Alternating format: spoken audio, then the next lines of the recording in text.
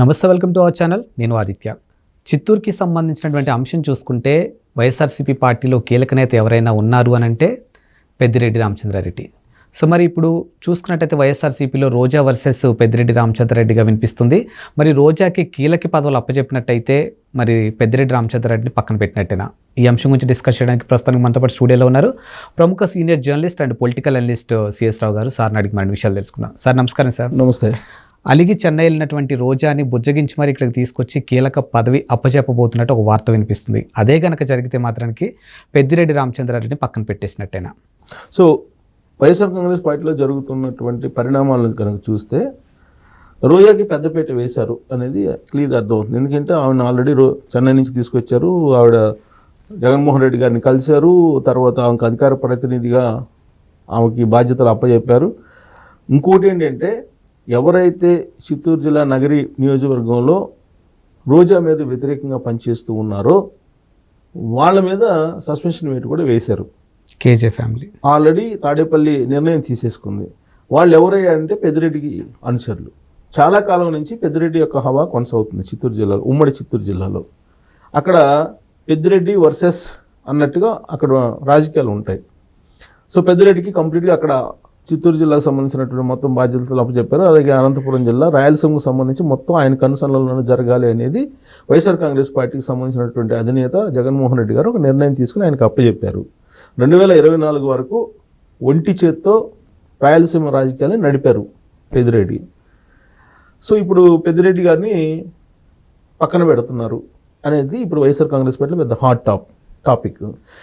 ఎందుకు అలాంటి టాక్ వస్తుంది అని అంటే, రాజకీయాలు ఎప్పుడైనా సరే చాలా నిశ్చితంగా పరిశీలిస్తే అక్కడ జరుగుతున్నటువంటి పరిణామాలు, డయాస్ మీద వాళ్ళకి ఇచ్చేటువంటి ప్రాధాన్యత, అలాగే వాళ్ళ గురించి డైరెక్ట్గానే ఇండైరెక్ట్గా మాట్లాడేటువంటి అంశాలను కనుక గమనిస్తే అధినేతకి ఆ లీడర్లకి మధ్య ఉన్నటువంటి సయోధ్య లేదంటే సంబంధాలు ఎలా ఉన్నాయి అనేది మనం ఒక అవగాహనకు రావచ్చు. ఇది ఎందుకు చెప్తున్నానంటే, ఇటీవల కాలంలో జగన్మోహన్ రెడ్డి గారితో ఒక మీటింగ్ జరిగింది వీళ్ళకి, ఉమ్మడి చిత్తూరు జిల్లాకు సంబంధించినటువంటి లీడర్లకి. గతంలో ఎప్పుడు కూడా జగన్మోహన్ రెడ్డి గారు పక్కనే పెద్దిరెడ్డి గారు కూర్చునేవాళ్ళు. కానీ ఇటీవల జరిగినటువంటి మీటింగ్లో మాత్రం పెద్దిరెడ్డి గారికి పక్కన సీటు ఇవ్వలేదు, దూరంగా కూర్చోబెట్టారు అనేది ఒకటి.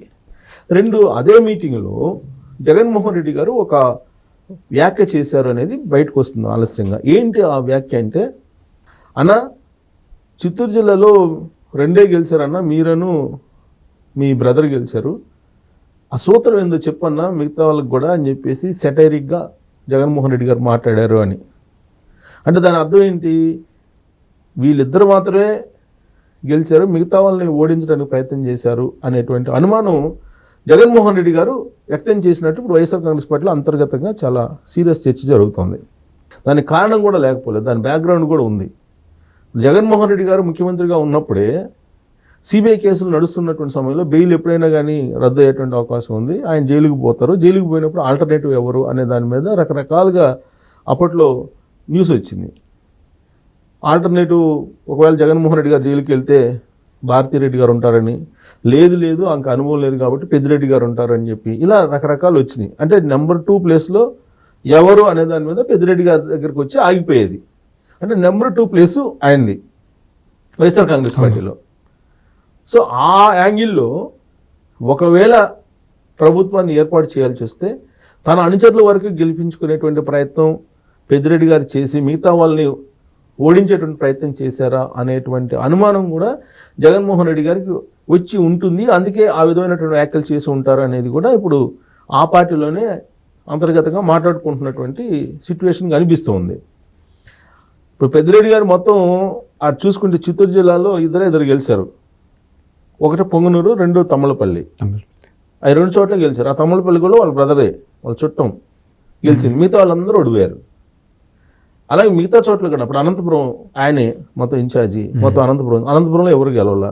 పైగా ఆయన ఏం చెప్పారు ఎలక్షన్ ముందు, ఎంత కొన్ని 100 కోట్లు ఖర్చు పెట్టైనా సరే అనంతపురంలో హిందూపూర్లో బాలకృష్ణని ఓడించాలి, కుప్పంలో చంద్రబాబు నాయుడు గారిని ఓడిస్తానని చెప్పి ఒక పెద్ద సవాల్ చేశారు. సీన్ కట్ చేస్తే భారీ మెజార్టీతో వాళ్ళు గెలవడంతో పాటు అసలు మొత్తం అక్కడ మొదలు పెడితే అసలు ఆల్మోస్ట్ ఒక సునామీ లాగా తెలుగుదేశం పార్టీ గెలిచింది. పుంగనూరులో కూడా అసలు పెద్దిరెడ్డి ఓడిపోతారని చెప్పి కూడా అనుకున్నారు, కానీ ఓడిపోలే. పెద్దిరెడ్డి వాళ్ళ బ్రదర్ ఇద్దరు గెలిచారు.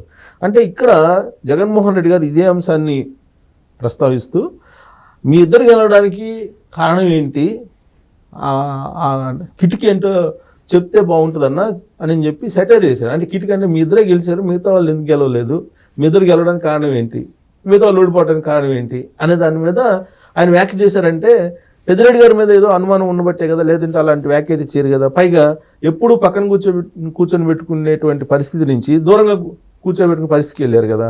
సో కాబట్టి ఈ పరిణామాలు చూస్తుంటే ఏదో సంథింగ్ వైఎస్ఆర్ కాంగ్రెస్ పార్టీలో పెద్దిరెడ్డి మీద అనుమానం వ్యక్తం అవుతుంది అనేది ఒకటి అనిపిస్తుంది. ప్లస్ క్లియర్గా అర్థమవుతుంది కదా, రోజాకు సంబంధించినటువంటి వ్యతిరేకించేటువంటి లీడర్ల మీద అక్కడ వెయిట్ వేశారు, సస్పెన్షన్ వెయిట్ వేశారు. అంటే దాని అర్థం ఏంటంటే వాళ్ళు పెద్దిరెడ్డి గారు మరి మనుషులు కాబట్టి, అంటే పెద్దిరెడ్డి గారికి పార్టీలో దాదాపుగా ప్రాధాన్యత లేకుండా చేస్తున్నారు అనేది వెళ్ళిపోయింది. ఇంకా పెద్దిరెడ్డి కుమారుడు మిథున్ రెడ్డి అక్కడ రాజంపేటలో ఎంపీగా గెలిచారు. ఇప్పుడు ఆయనకి ఏదో గోదావరి జిల్లాలో ఇన్ఛార్జిగా అప్పుడు ఉన్నారు. ఎప్పుడు కూడా తాడేపల్లి ప్యాలెస్లో ఎప్పుడు నిత్యం అందుబాటులో ఉండేవాళ్ళు. ఈ మధ్యకాలంలో అసలు తాడేపల్లి ప్యాలెస్ వైపే రావట్లేదు మిథున్ రెడ్డి అని చెప్పి అంటున్నారు. సో కాబట్టి పెద్దిరెడ్డి, మిథున్ రెడ్డి వీళ్ళందరూ కూడా ఇక్కడ దూరం జరిగినట్టేను అనేది ఒకటి అనిపిస్తుంది. ఇంకోటి ఏంటంటే అతను రిషి అనుకుంటా, ఒక ఆయనకి ఐప్యాక్కి సంబంధించి రిషిరాజు, సో ఐప్యాక్కి సంబంధించి ఆయన సలహాలు ఇచ్చేవాడు. ఇప్పుడు ఆయన కూడా చాలా సందర్భాల్లో పెద్దిరెడ్డి గారి వల్లనే పార్టీ నష్టపోతుంది, లేదంటే సజ్జల రామకృష్ణారెడ్డి గారి వల్ల పార్టీ నష్టపోతుంది అనేక అంశాలు అనేక సందర్భాల్లో జగన్మోహన్ రెడ్డి గారికి చెప్పినప్పుడు జగన్మోహన్ రెడ్డి గారు పట్టించుకోలేదని దాని ఇప్పుడు ఆయన గ్రాఫ్ పడిపోయింది. ఇప్పుడు ఆయనకి ఎవరిని రాజకీయ వ్యూహకర్తగా ఎవరు తీసుకోవట్లే ఆయన్ని. ఎందుకు? జగన్మోహన్ రెడ్డి గారిని 151 నుంచి 11 తీసుకొచ్చాడు ఆయన. ఇప్పుడు అనేది రాజకీయ వ్యూహకర్త ఎవరంటే అతని పేరు వస్తుంది కదా. సో ఇప్పుడు అతనికి మార్కెట్ లేక అతనేమో సాఫ్ట్వేర్ కంపెనీ పెట్టుకోవడానికి వెళ్ళిపోయాడని చెప్పి అంటున్నారు, ఐప్యాక్ సంబంధించిన అతను.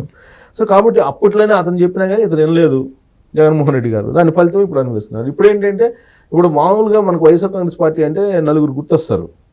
ఒకటేంటి, వైవి సుబ్బారెడ్డి, సజ్జల రామకృష్ణారెడ్డి, పెద్దిరెడ్డి, విజయసాయిరెడ్డి, వీళ్ళే గుర్తొస్తారు. ఈ నలుగురితో నడిపాడు ఎవరు? జగన్మోహన్ రెడ్డి గారు. ఈ నలుగురిని 4 ప్రాంతాలకి అపాయింట్ చేసేసి ఈయనేమో రాజు, వాళ్ళేమో సామంత రాజుల్లాగా నడిపారు. భూమిరంగ్ అయింది ఆ ప్రయత్నం 2024కి వచ్చేటప్పటికి. సో ఇప్పుడు వాళ్ళందరినీ దూరంగా పెట్టుకుంటూ వస్తున్నారు ఇప్పుడు.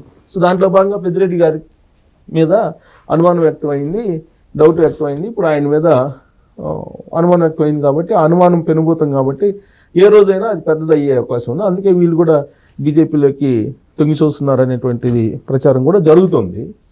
సో ఎనీహౌ పార్టీలో అనుమానాలు బాగా ఎక్కువైపోయినాయి. ఆ అనుమానాలకు తగ్గట్టు పరిణామాలు కూడా కనిపిస్తున్నాయి.